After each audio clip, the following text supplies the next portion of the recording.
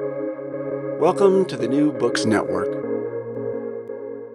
Hi, welcome to the New Books Network. My name is Yining. I'm a PhD candidate at the Department of Government at Harvard University, where I'm a political theorist working on a dissertation on post-colonialism and decolonization in Southeast Asia. Today, I'm so excited to be talking with Dr. Joseph MacKay of the Australian National University about his new book, The Counterinsurgent Imagination, A New Intellectual History. Hi, it's great to be here. Thank you so much for joining us. Dr. MacKay is a fellow in the Department of International Relations at the Australian National University. He holds a PhD from the University of Toronto, and he works on historical international hierarchies, international security, and the history of international thought. So, Dr. MacKay, I thought we'd just start by asking you to tell us a little bit about where this book came from and how you came to the topic.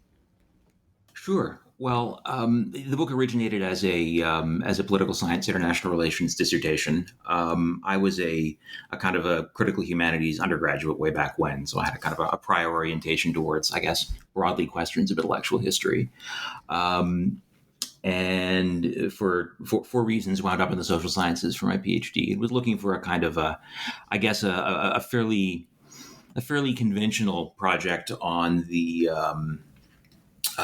questions of kind of political violence, broadly understood, origins of political order, sort of big basic things like that to which international relations I hoped could speak. And the literal immediate source of the project was the project kind of started where the book starts. I was rooting around in the source material looking for a puzzle, as we do, and was looking at some of the applied counterinsurgency material, thinking it might have something to say about what was not well understood about these things, and instead reading particularly this 2006 David Petraeus article on what he claims he had learned in Iraq about counterinsurgency.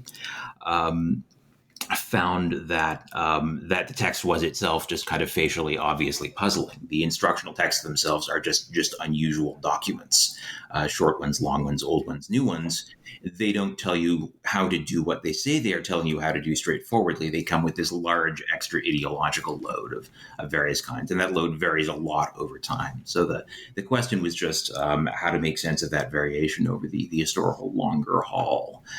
So I took that to what was then my doctoral committee, and they said, well, so I did something a little bit more conventional for the PhD, and then in the revision came back, and the book became what it is, which is this kind of long-run intellectual historical reconstruction of what I call counter-revolutionary war.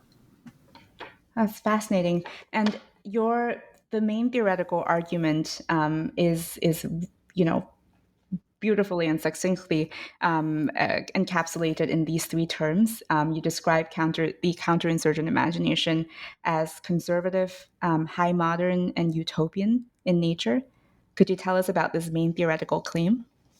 Sure. So the kind of the starting argument or premise of the book is really just the sort of definitional apparatus, which is that politically speaking, counterinsurgency or counter-revolutionary war has these three qualities.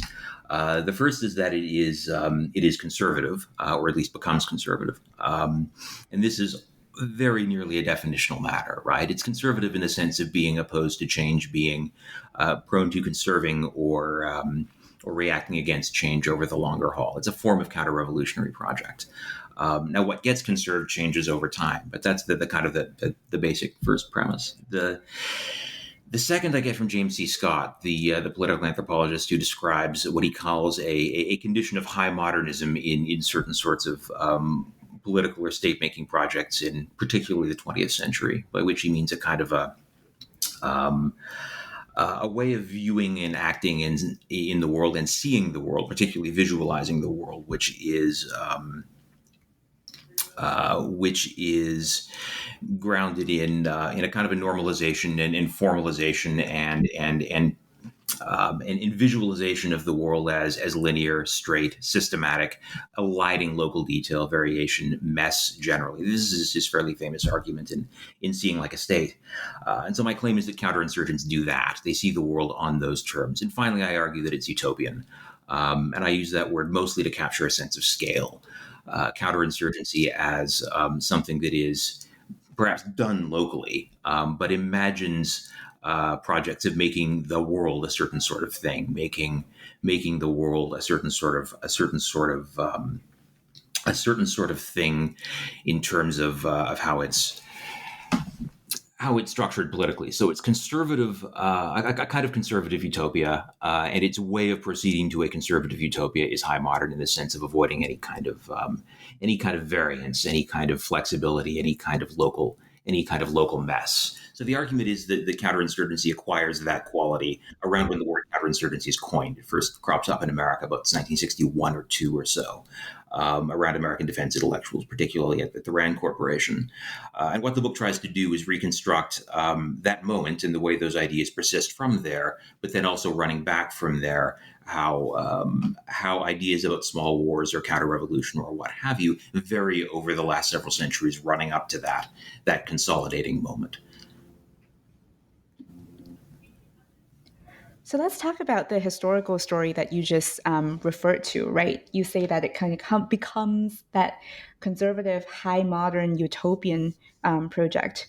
Although actually, now that I say that, is there like a sort of irony there in the characterization? The irony that I see reading the book is that they're conservative in the sense that they're trying to prevent a radical overturning of the existing order, but in the course of trying to prevent that radical overturning, they actually create or try to create the world that they think they already inhabit, right?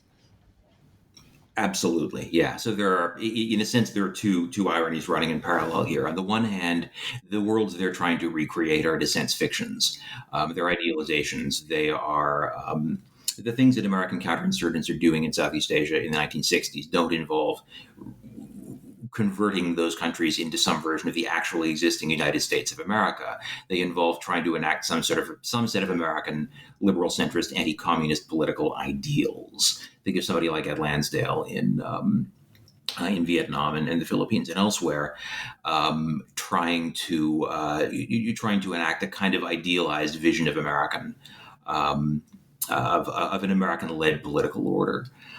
So on the one hand, the thing they're reconstructing isn't always particularly real, present or recent past.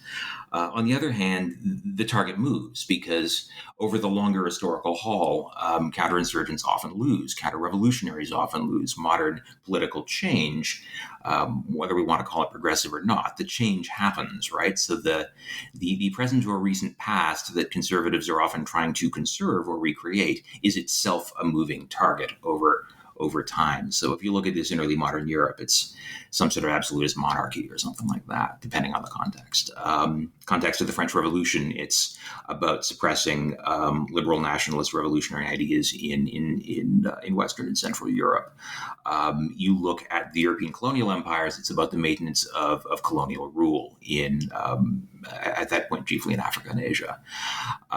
So the target of what's being conserved moves as well. So that formulation, that tripartite formulation, is a form, not a content, if you like, because the content that's being fed into it, to the extent that versions of it predate that 1960 or so threshold, those contents shift over time, sometimes quite dramatically. And then bits of that old stuff will tend to wind up baked in later on, often kind of submerged, forgotten. It's often there without the rearticulators of it quite knowing what they're carrying over. I like that kind of submerging and forgetting. I want to get to that for sure later when we talk about the manuals as genre. But let's start with let's go on with the intellectual history that really forms the meat of the book in a way and is the substance of chapter 1.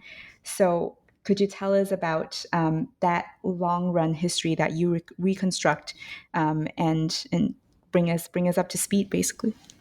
Yeah. So there is this sort of kind of putatively long chapter after the introduction that synoptically reconstructs the history over the long haul. So being as quick as I can, the earliest recognized counterinsurgent or counter-revolutionary manual broadly is an instructional text on colonial warfare from the Spanish in Central and South America, a chap named Vargas Machuca, dated 1599.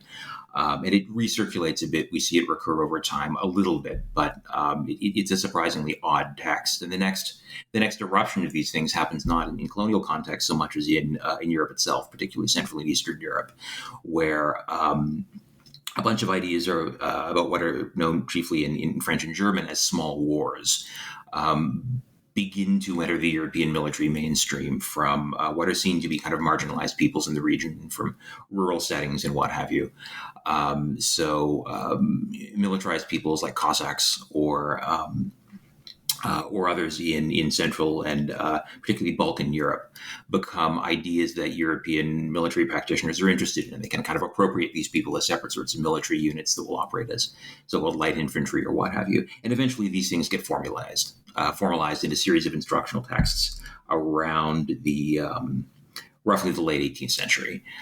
So we have this class of things called small wars that are not particularly conservative. They're certainly not utopian in any set of ways, and they're not yet high modern. So how do you get from there to where we are now? Well, part of this runs through the kind of translation of the concept of small wars into colonial contexts.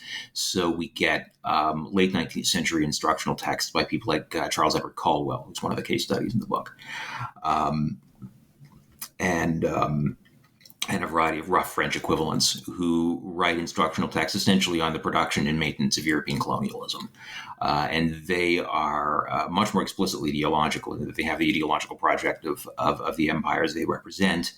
Caldwell, at least, is quite conservative. He's quite explicitly opposed to kind of liberal or progressive or reformist conceptions of empire. He's explicitly a kind of a reactionary about those imperial ideas. He's writing right around the end of the 19th century. So we begin to see a kind of nascent conservatism there.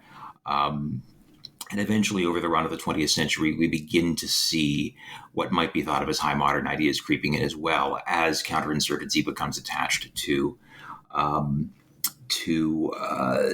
the kind of the big ideological projects of the 20th century, but also to new revolutionary projects, because they're responding to new things. So by the time these guys are responding to Maoist revolutionary war in East and Southeast Asia, they're reacting to a kind of a big systematic high modernist Marxist project of revolutionary change, and they begin to internalize ideas from their opponents along the way.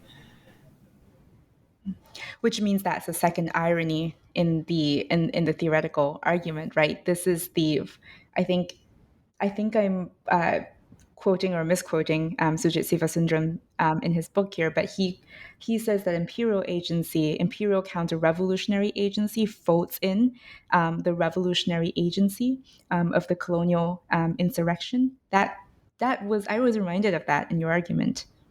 That sounds like something he'd say, yes. That is roughly the form of argument here. That the practice of the practice of opposing someone will eventually lead you to take seriously their ideas. And in the colonial context, this means that they end up internalizing a bunch of ideas from the counterinsurgents or the imperial counter-revolutionaries, wind up internalizing a bunch of ideas from the political projects they're opposing, which are themselves these big reconstructive enterprises of revolutionary change. And do they do that?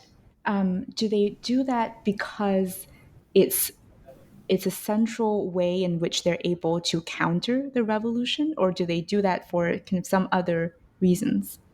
I think they often don't know they're doing it. A huge amount of this is, I think, a fairly subconscious,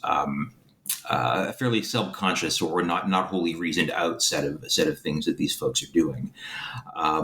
They do have to deal with their opponents intellectually and otherwise in order to at least attempt to do what they think they're doing.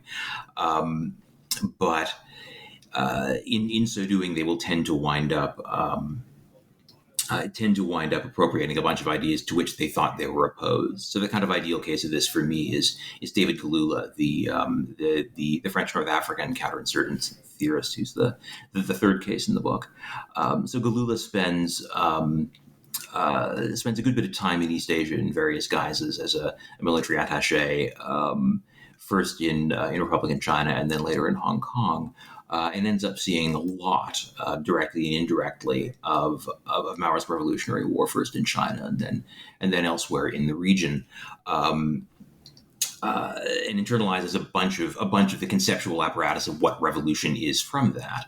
Meantime, we think we know from his reading habits and certainly from his formal training that he actually didn't know a whole lot about traditional prior conceptions of European colonial warfare. So he's building this whole thing up himself from these specific contextual cues. So he doesn't have a lot other than his enemies to draw on.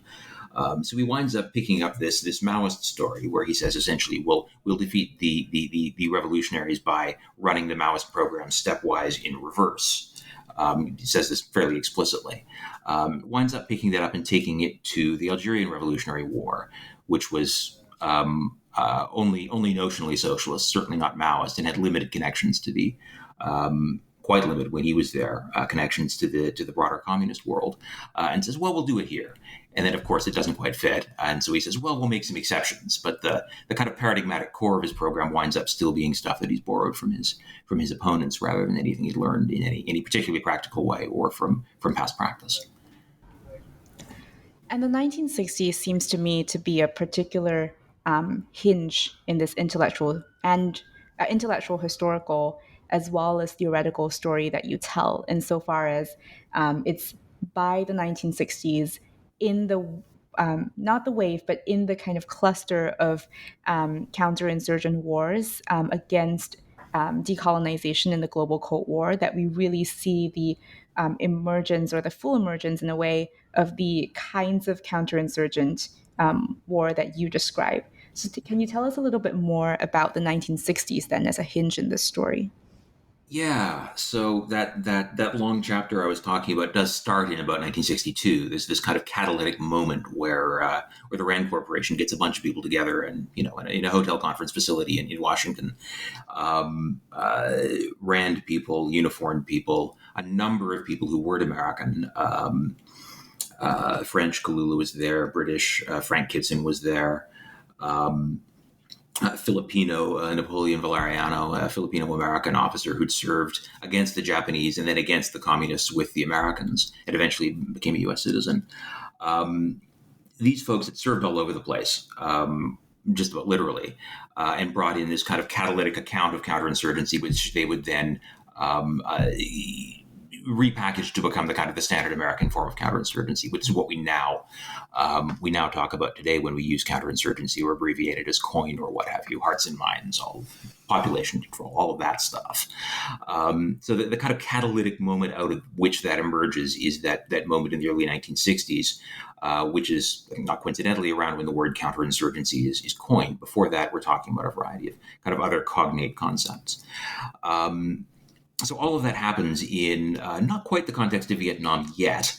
That's still getting going, but American support for the residual European colonial empires, to the extent the U.S. was supporting them, the perceived project of opposing the rolling out of communism here and there, the Cuban Revolution that just happened, and so on and so forth. So it was a kind of a Cold War liberal anti-communist project in that original form, and we get that more or less down to today, and with some twists and turns along the way. But getting to that moment requires all of this odd prior stuff. One of the things that's interesting about these people in that 1962 moment at Rand is that they're not terribly backward looking. They don't cite, as far as I can work out, they didn't cite any historical events from before 1945. They don't cite prior manuals. All of that stuff is taken to be passed as a kind of prologue. They think they're not interested in any of that. So when we go back and we find that they're recycling ideas that date from, say, the French around 1900 in Southeast Asia or North Africa, that date from the Marine Corps Small Wars Manual, U.S. 1940, which contains a lot of material recycled from the American occupation of the Philippines. When we find that stuff creeping back in, it's all stuff that they're either pretending isn't there, or because we have a kind of transcript of the conference that they maybe don't even think they're recycling. And yet those ideas resurface along the way. So it's a hinge point, but it's not the hinge point that they think it is. They think they're starting fresh, and in practice they're rethinking ideas that had been kicking around in various forms along the way. They're getting rid of some things. Some people don't get invited to the conference Galula was there, but he was actually kind of marginal in French imperial military life at the time. He wasn't a central figure.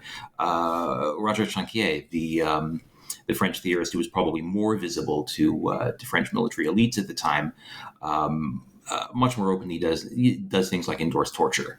Well, that didn't fit the American liberal story the way they wanted to tell it. It didn't fit the politics the way they wanted to elaborate them. So I don't know the specifics, but I do know he wasn't present, and he would have been the obvious first person to invite from France. So we get some shaving off of ideas as well, probably fairly explicitly. But the carrying through of ideas isn't supposed to be part of the story, and yet it seems to be. Whether they knew or acknowledged it or not.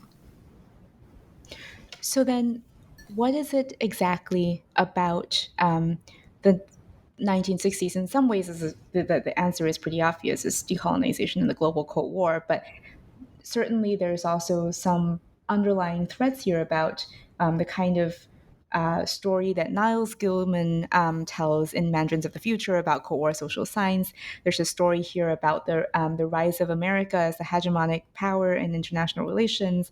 There's some sort of story here about the rise of international institutions as a coordinating actor in international politics. Are all those things coming together in the 60s?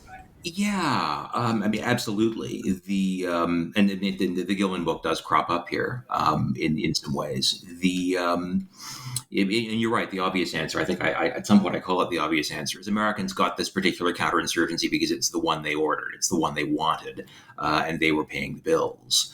And literally paying the bills. The military, the Pentagon budget for research on this grew something like eightfold over a handful of years in this period. It was very sudden.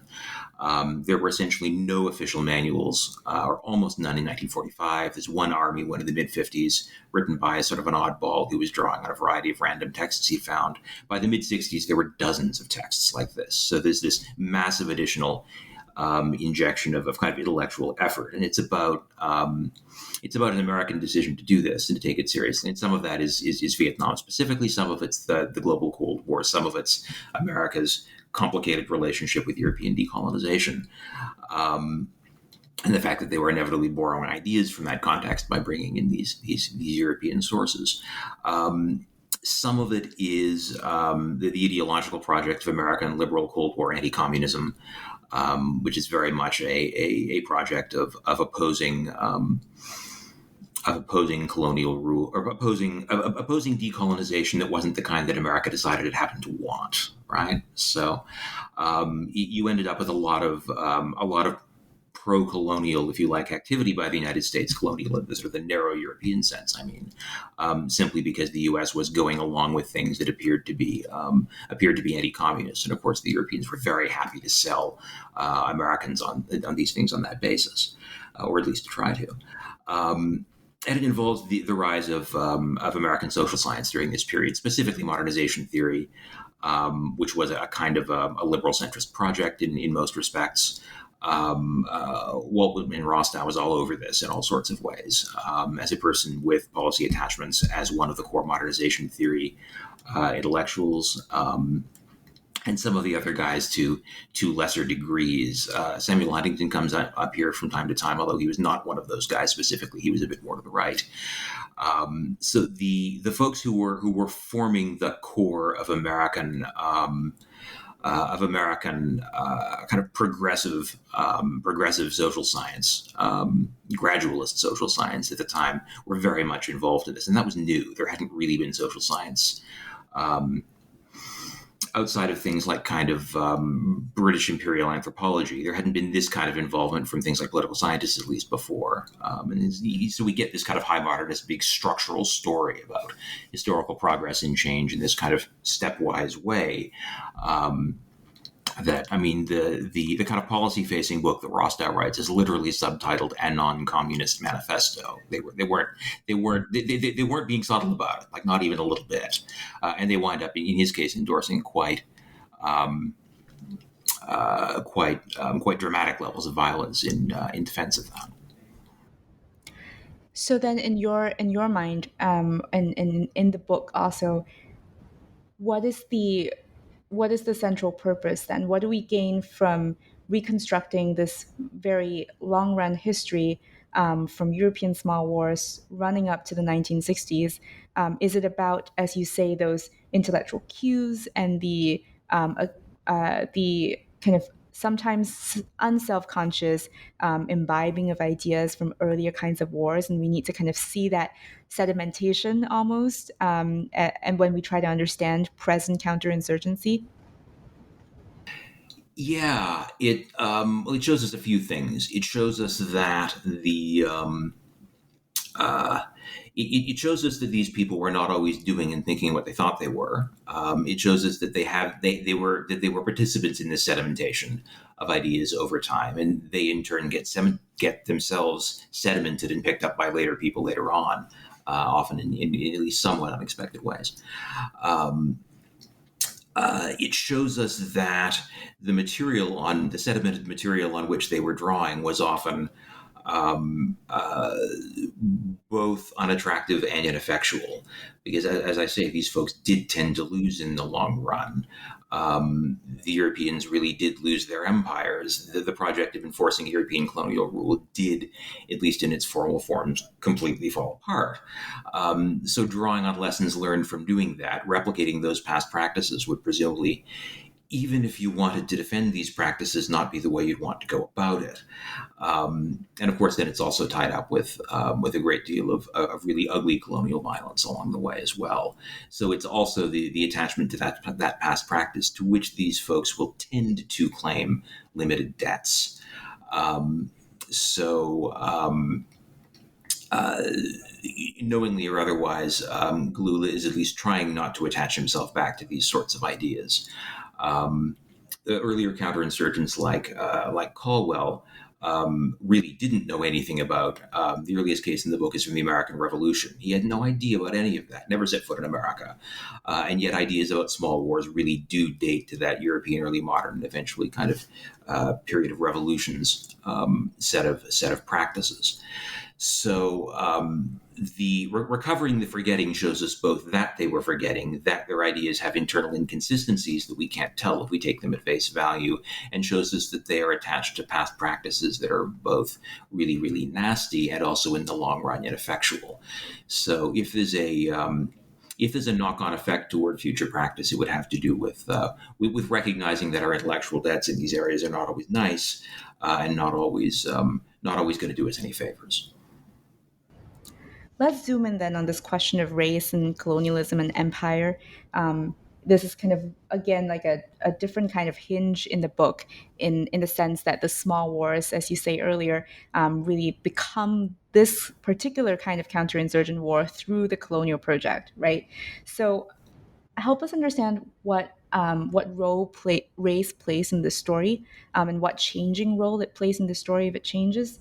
You talk about Victorian racism coming together with a certain kinds of colonial practices during this time, and I imagine that very much changes over time. So tell us about that.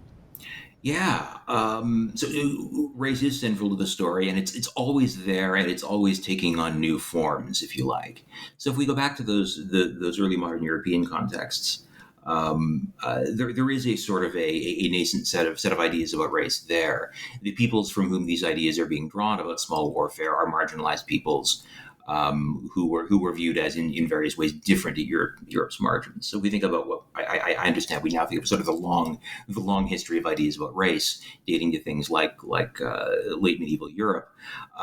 This is about European encounters with Slavic peoples, for example, with non-white peoples surrounding Europe, and so on. So those sorts of ideas, European attitudes toward the Ottoman Empire, for example, would have been rattling around in these ideas from the beginning, although people would not have used the word race.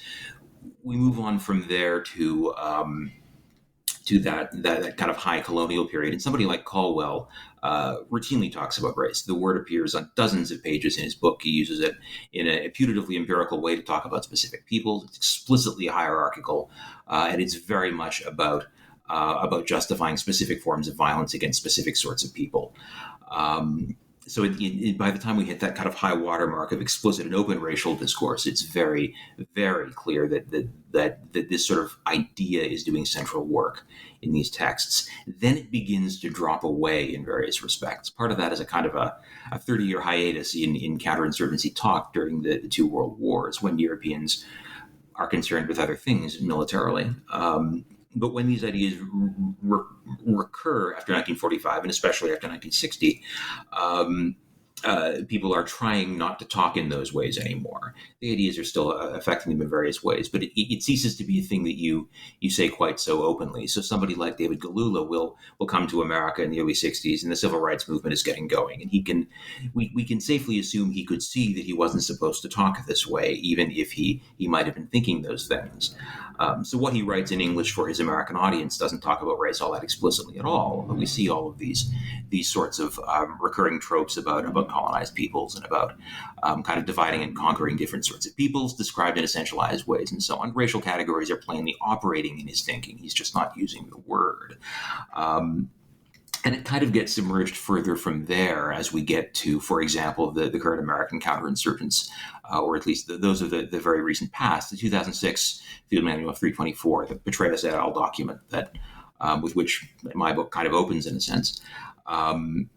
They say they don't want to be racist, and they're kind of liberal centrist American types. They probably think they don't want to be racist, and yet they're still drawing on all of these old ideas, sometimes pretty explicitly. They cite Caldwell as a classic. They cite Galula repeatedly, and then sometimes quote him without attribution in other instances. So these ideas seem to be pretty deeply recurring in these spaces. They seem to want to get rid of them, and yet can't. And of course, the whole context of these wars is still overwhelmingly conflicts involving or against non-white peoples outside the North Atlantic. So the entire context remains bound up with racial categories pretty unavoidably. So this stuff is still there.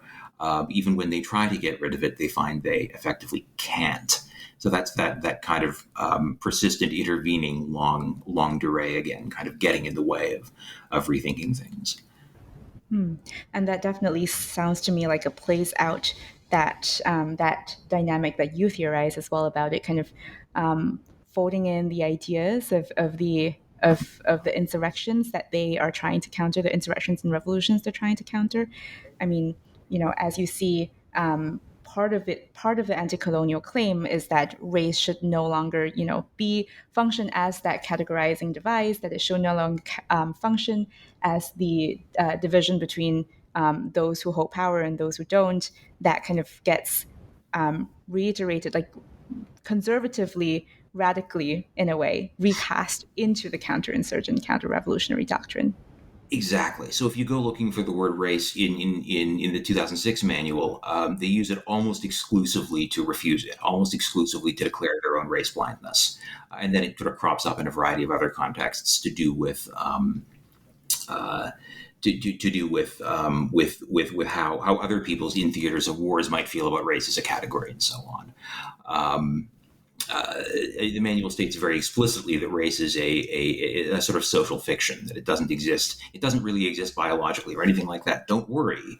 But then they wind up finding themselves having to talk about it anyway because these wars are still in some sense racially structured in a variety of ways that they kind of can't avoid even if they want to. Which is also then, again, about that earlier logics getting built in and sedimented in a way. Yeah, exactly. Yeah. So let's talk about the method and the sources that you use, which I, as a political theorist who is very concerned with genre and text, find absolutely fascinating. So you use manuals as the central source of the book, and this is the way you structure the chapters. One manual for each of the 4 chapters that form the core body of the argument. And you call manuals idealized frameworks for military conduct. And this thinking about the manual as a genre and a kind of source really gets you to some very, very interesting questions about means and ends, about text and context, about practice and ideas. So tell us a little bit more about that. Sure. Manuals are sort of a form of writing. And I'm using the word retrospectively, of course. They wouldn't have used it before probably sometime in the 1960s for this stuff, or the 50s, maybe a little earlier, certainly not before the 20th century. Not so much, at least. They're one of these sorts of texts that once you look for them, they're kind of everywhere. A lot of what we think of as our kind of core, the dead white dudes forming the old canon of political theory, huge amounts of that stuff is actually intended instructionally. It's the Mirrors for Princes genre. It's the kind of pedagogical project of Hobbes's Leviathan. I mean, if the Communist Manifesto was not an instructional text, I don't know what it is. So the instructional purpose of lots of kinds of theoretical writing is kind of right there before us once we look for it, and those sorts of especially more applied texts have played a sort of an interesting role in some of the internal historical debates in international relations about the origins of ideas like sovereignty and so on. So these things are there if you're looking for them. When we look for these more sorts of practical text, it does sometimes impose certain sorts of methodological constraints or requirements on us.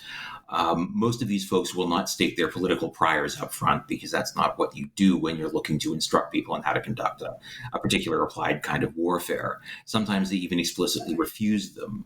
Caldwell very clearly says that he's a theoretical person, or a sort of anti-theoretical person. He has no interest in theoretical priors. Everything should be about doing stuff in applied ways. And he winds up being that person that John Maynard Keynes talks about. You know, Keynes, who says somewhere that everyone has a theory. The person who says he has no theory is just beholden to some dead economist. Well, Caldwell's some dead economist is the British Empire. Galula is more theoretically facing. He knows he's drawing on, for example, revolutionary theorists like Mao, but is still bound up with this idea of teaching us practice, not theory, because he wants to speak to an applied military audience.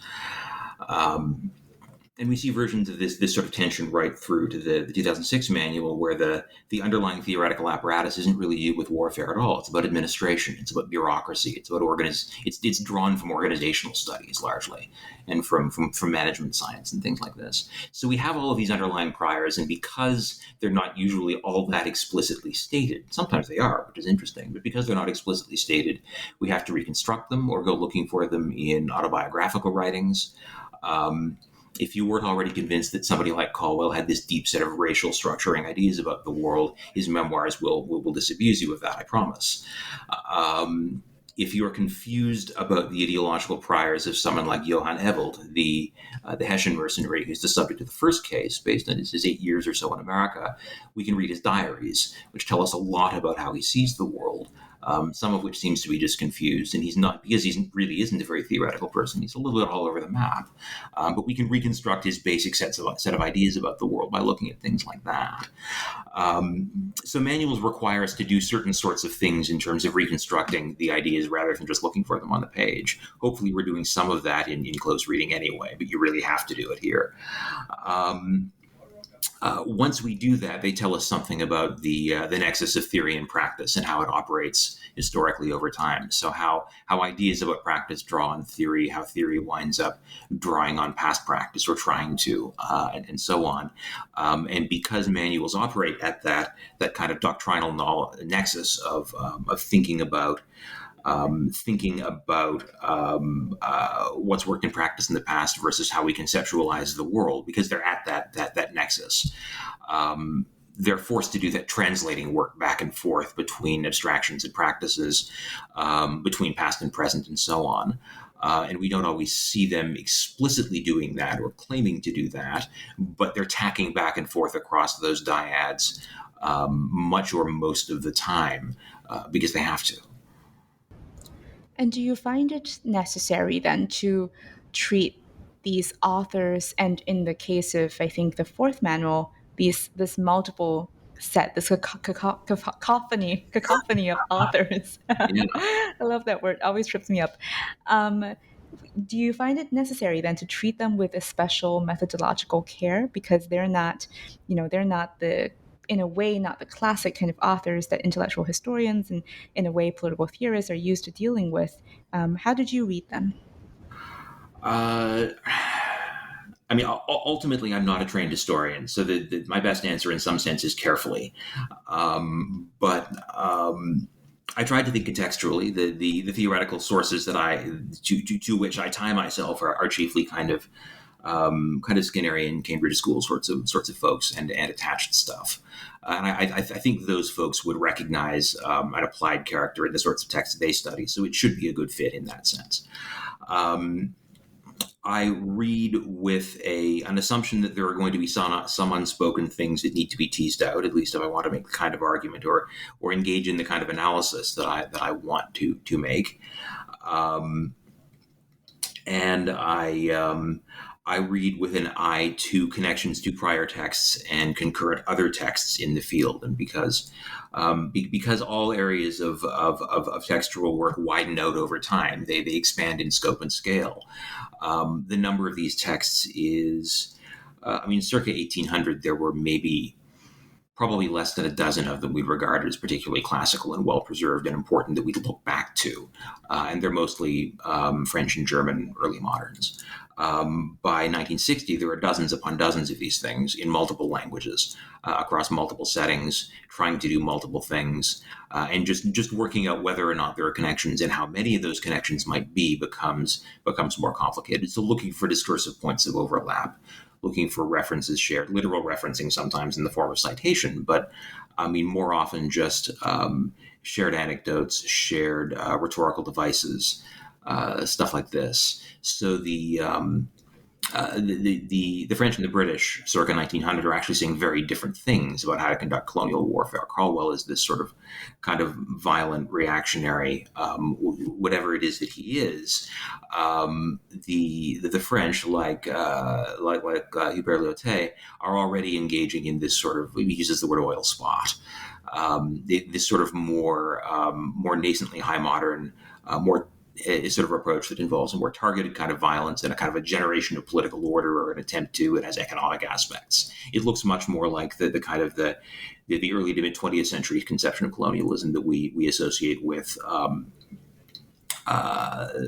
the economic devices of these things, with targeted administrative practices and so on, none of which interest Caldwell at all. So we see that there's a divergence going on there in a period where we think of these things as pretty tightly overlapping. So it shows us that these folks are maybe not reading one another, for one thing, although they were in translation back and forth, and shows us that there's more than one track on which the story is running at any given time.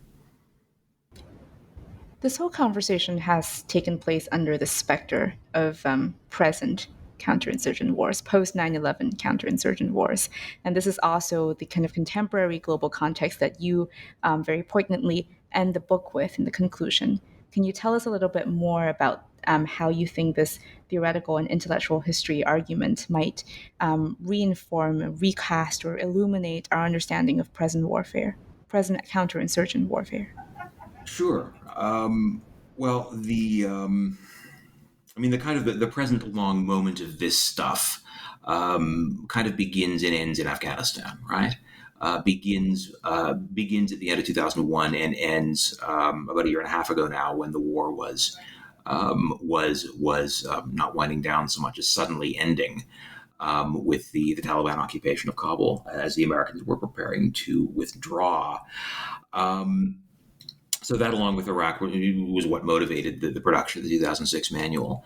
What does all of this historical material tell us about that present? Well, it tells us that it reminds us, this should be obvious, but we seem to need it, that these things have tended to fail in the past, and they have failed for reasons to do with doctrinal choices about the kinds of wars people have tried to fight.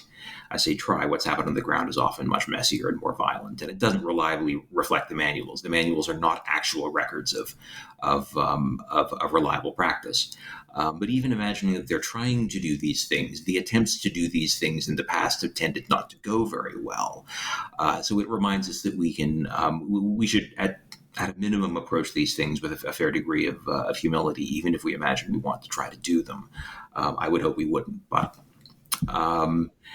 it reminds us that our ideas are not very new for the most part. We translate them, we reframe them, we attach them to new trappings of various sorts, like American military bureaucracy in its elaborate current form. but we don't tend to change all that much about what hasn't worked in the past. When we change our minds about things, it tends to be for political, circumstantial, ideological reasons, rather than any kind of actual efficient adaptation to the applied problem of winning these wars. So again, imagining even that you wanted to fight these things, we tend to get it wrong. Perhaps we should avoid doing so. And of course, there are all sorts of perfectly good political reasons not to try in the first place. But imagining we're not going to catch people on that argument, at least we can show them that that it has tended to go badly, even in theory. I can't even begin to imagine what you do after working on a topic like this. But can you tell us a little bit about what you're working on now? Yeah. Well, I'm that guy that took too long to revise a dissertation that took too long to write. I'm thinking of that anecdote with which the book and the project started. I think I first read that article about 2010, so that gives you a sense of how much too long this has taken. Defended the dissertation in 2015. The next thing I think will focus a little bit more explicitly on, in a sense, it'll be a political theory or an international political theory project. And I'm interested in what I'm calling reactionary international thought. So I'm interested in accounts of world ordering or of world politics, or what, since the post-war period we call international relations theory, that are explicitly right-wing. And explicitly not just conservative, but reactionary or nostalgic or backward-looking. And there's an interesting emerging literature on these sorts of ideas, especially in the post-war period. I think I'm interested in the longer haul, so I think it'll be a similarly structured story, looking at several cases. I want to start with Joseph de Maistre around the French Revolution, who had quite elaborate ideas about how European political order should be structured in response to French revolutionary transformation. And I'm not sure what the full population of people will be, but I'd like to look at Samuel Huntington at the end as an example of this sort of reactionary thinking about world politics. So I think that's the next project. I'm just writing the grant now, but that's where it's that's where it all begins with the grant, as we all know. Someone's got to pay for it. So. Well, that sounds so incredibly important and so fascinating, and I cannot wait for it. But thank you so much for coming on the New Books Network to talk about this very wonderful and timely book with us. And have a good evening. Thanks. It's been great. Take care.